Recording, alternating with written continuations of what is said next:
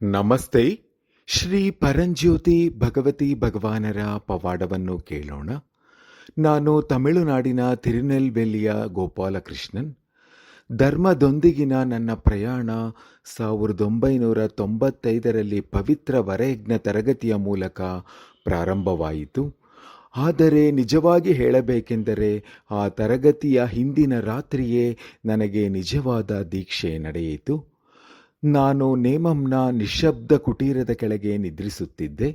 ಆ ರಾತ್ರಿ ತುಂಬ ಶಾಂತವಾಗಿತ್ತು.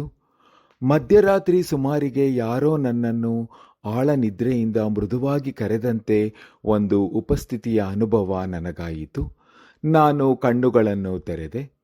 ನನ್ನ ಮುಂದೆ ಬಿಳಿ ವಸ್ತ್ರ ಧರಿಸಿದ್ದ ಪ್ರಶಾಂತ ಮುಖ ಮತ್ತು ಉದ್ದ ದಾಡಿಯುಳ್ಳ ಕಾಂತಿಯುತ ರೂಪವು ನಿಂತಿತ್ತು.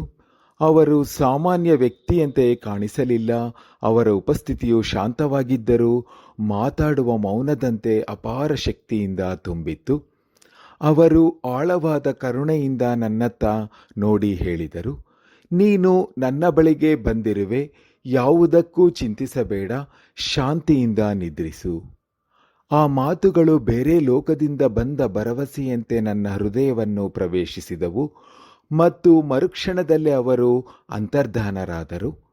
ನಾನು ಆಶ್ಚರ್ಯಭರಿತನಾಗಿ ಎಚ್ಚರವಾಗಿದ್ದೆ. ಅದು ಕನಸೋ ದರ್ಶನವೋ ದೈವಲೀಲೆಯೋ ನನಗೆ ಅರ್ಥವಾಗಲಿಲ್ಲ.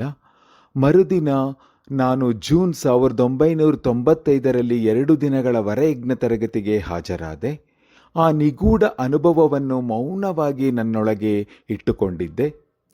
ಆ ಸಮಯದಲ್ಲಿ ಶ್ರೀ ಪರಂಜ್ಯೋತಿ ಭಗವತಿ ಭಗವಾನರು ಸಾರ್ವಜನಿಕ ದರ್ಶನ ನೀಡುತ್ತಿರಲಿಲ್ಲ. ಜೀವನ ಮುಂದುವರಿಯಿತು. ಆದರೆ ಆ ಪವಿತ್ರ ಮಧ್ಯರಾತ್ರಿಯ ಅನುಭವ ನನ್ನ ಸ್ಮೃತಿಯಿಂದ ಎಂದಿಗೂ ಮಾಸಲಿಲ್ಲ. 2 ವರ್ಷಗಳ ನಂತರ 1997ರಲ್ಲಿ ಶ್ರೀ ಪರಂಜ್ಯೋತಿ ಭಗವತಿ ಭಗವಾನರು ಸತ್ಯಲೋಕದಲ್ಲಿ ನೇರ ದರ್ಶನ ನೀಡುತ್ತಿದ್ದಾರೆ ಎಂದು ತಿಳಿಯಿತು. ನಾನು ಆಶ್ಚರ್ಯಚಕಿತನಾಗಿ ಆ ರಾತ್ರಿ ನಾನು ನೋಡಿದ ದೈವಿಕ ವ್ಯಕ್ತಿ ಯಾರು, ಅವರು ಹೇಗಿರುತ್ತಾರೆ ಎನ್ನುವ ನಿರೀಕ್ಷೆ ಮತ್ತು ಪ್ರಶ್ನೆಗಳಿಂದ ತುಂಬಿದ ಹೃದಯದಿಂದ ಅಲ್ಲಿಗೆ ತೆರಳಿದೆ.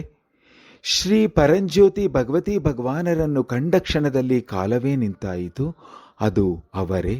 ಅದೇ ಬಿಳಿಯ ವಸ್ತ್ರ, ಅದೇ ಕರುಣಾಮಯ ಉಪಸ್ಥಿತಿ, 1995ರ ಆ ರಾತ್ರಿಯ ಮೌನದಲ್ಲಿ ನನ್ನನ್ನು ಎಬ್ಬಿಸಿದ ಅದೇ ದಿವ್ಯ ಮುಖ. ಆ ಕ್ಷಣದಲ್ಲಿ ಎಲ್ಲವೂ ಸ್ಪಷ್ಟವಾಯಿತು. ನನ್ನನ್ನು ಕರೆದವರು ಶ್ರೀ ಪರಂಜ್ಯೋತಿ ಕಲ್ಕಿ ಭಗವಾನರೇ. ನಾನು ಪ್ರಜ್ಞಾಪೂರ್ವಕವಾಗಿ ಅವರನ್ನು ತಿಳಿದುಕೊಳ್ಳುವ ಮುನ್ನವೇ ಅವರು ನನಗೆ ಸಾಂತ್ವನ ಹೇಳಿ ಧೈರ್ಯ ತುಂಬಿದ್ದರು. ಶರಣಾಗತಿಯ ಅರ್ಥವನ್ನು ನಾನು ಅರಿಯುವ ಮೊದಲೇ ಅವರು ನನ್ನನ್ನು ಅಂಗೀಕರಿಸಿದ್ದರು. ಆ ದಿನದಿಂದ ಅವರ ಅನುಗ್ರಹವು ನನ್ನ ಜೀವನದಲ್ಲಿ ನಿರಂತರವಾಗಿ ವ್ಯಕ್ತವಾಗತೊಡಗಿತು. 2001ರಲ್ಲಿ ಹಾಗೂ ಮತ್ತೊಮ್ಮೆ 2011ರಲ್ಲಿ ನಾನು 2 ಪ್ರಮುಖ ಶಸ್ತ್ರಚಿಕಿತ್ಸೆಗಳಿಗೆ ಒಳಗಾದೆ. ಪ್ರತಿ ಬಾರಿಯೂ ನನ್ನನ್ನು ದೈವಿಕವಾಗಿ ರಕ್ಷಿಸಲಾಯಿತು. ಕೋವಿಡ್ ಕಾಲದಲ್ಲಿ ನನ್ನ ಆರೋಗ್ಯ ಗಂಭೀರವಾಗಿದ್ದಾಗ, ಅನೇಕ ಜೀವಗಳಲ್ಲಿ ಭಯ ಆವರಿಸಿದ್ದ ಸಮಯದಲ್ಲೂ ಮತ್ತೆ ಶ್ರೀ ಪರಂಜ್ಯೋತಿ ಭಗವತಿ ಭಗವಾನರ ಅಪಾರ ಕೃಪೆಯಿಂದ ನಾನು ರಕ್ಷಿಸಲ್ಪಟ್ಟೆ.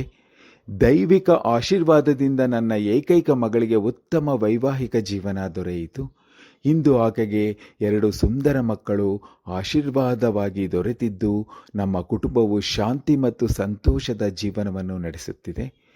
ಹಿಂದಿರುಗಿ ನೋಡಿದಾಗ ನನ್ನ ಜೀವನವು ಕಾಕತಾಳೀಯದಿಂದ ನಡೆಯಲಿಲ್ಲ, ಅದು ದೈವಿಕ ಕರುಣೆಯಿಂದ ಮಾರ್ಗದರ್ಶನ ಪಡೆದಿದೆ ಎಂದು ನನಗೆ ಸ್ಪಷ್ಟವಾಗಿ ಅರಿವಾಯಿತು. ನೇಮಂನ ಕುಟೀರದ ಆ ಮಧ್ಯರಾತ್ರಿಯ ಎಚ್ಚರದಿಂದ ಹಿಡಿದು ನಂತರದ ಪ್ರತಿಯೊಂದು ಸವಾಲು ಮತ್ತು ಆಶೀರ್ವಾದದವರೆಗೆ ಶ್ರೀ ಪರಂಜ್ಯೋತಿ ಭಗವತಿ ಭಗವಾನರು ಪ್ರತಿಯೊಂದು ಹೆಜ್ಜೆಯಲ್ಲೂ ನನ್ನೊಂದಿಗೆ ನಡೆದಿದ್ದಾರೆ. ನನ್ನ ಜೀವನದಲ್ಲಿನ ಪವಾಡಗಳು, ರಕ್ಷಣೆ ಮತ್ತು ಅಪಾರವಾದ ಕೃಪೆಗೆ ಶ್ರೀ ಪರಂಜ್ಯೋತಿ ಭಗವತಿ ಭಗವಾನರ ದೈವಿಕ ಪಾದ ಕಮಲಗಳಿಗೆ ಕೃತಜ್ಞತೆಯಿಂದ ತುಂಬಿದ ಹೃದಯದಿಂದ ಕೈಮುಗಿದು ನನ್ನ ವಿನಮ್ರ ಪ್ರಣಾಮಗಳನ್ನು ಅರ್ಪಿಸುತ್ತೇನೆ. ಕರುಣಾಸಾಗರ ಶ್ರೀ ಪರಂಜ್ಯೋತಿ ಭಗವಾನರಿಗೆ ಜಯವೆನ್ನಿ.